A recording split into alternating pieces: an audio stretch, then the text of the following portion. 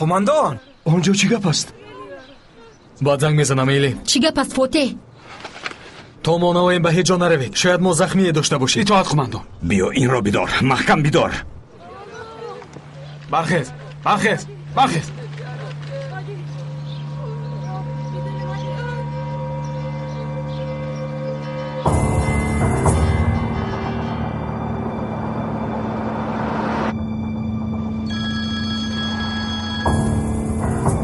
الو خانم نیسان، باران رو هم دستگیر کردن. من این کار رو همین طور نمیگذارم. من با این شهر نفرت دارم درگان. من نه تنها این شهر را بلکه تمامی آدمانی که در این منطقه زندگی میکنند بد میبینم وقتی روبرویم بر اومده میگویند مغلوب شدی. با کله بی مغزشان ما را فریب دادن میخواهند. این طور باشد از کارمون دست نمیکشیم، باز هم بیرحمتر و جاهلتر میشویم. با تمامی قوه‌مان با آنها حمله میکنیم. من راضی. زود انجمن رو دعوت کن. ما نقشه نو باید تحریزی نمویم. فهمیدم.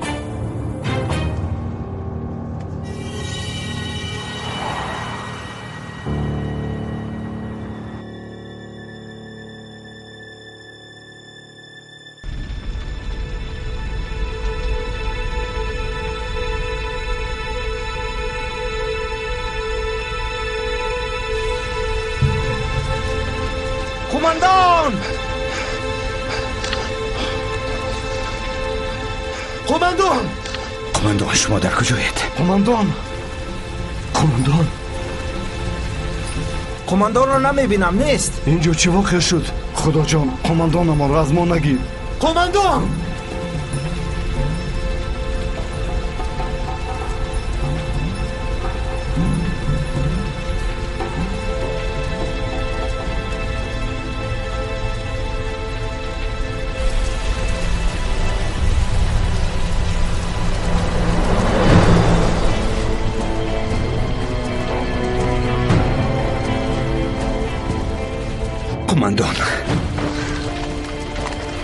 قماندان حالتون خوب است؟ خوبم. من قربان این جسارت هم قماندان. شما زنده اید قماندان. فکر کردم که شما شهید شدید.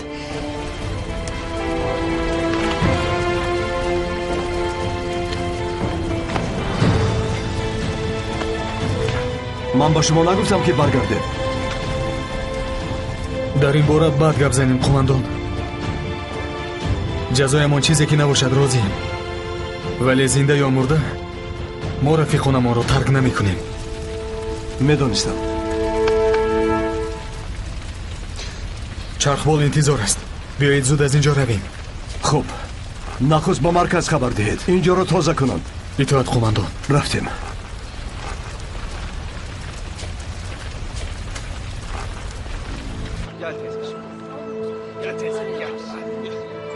پسرم آبداری. بله خاله جان. مرحمت. تشکر.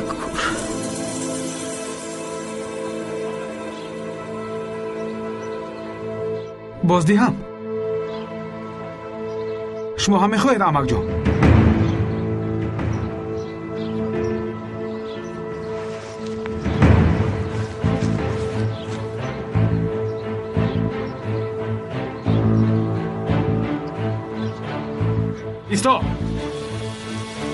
ایستا نگوریز میگویم. ایستا چی گپ است؟ در جایت ایست. نفهمیدم موندم. یک بار گوریخ قماندان. شغالی لعنتی. او را تعقیب کنید. چیکار چی؟ آتش نواز کرد. در همین جا ایستید.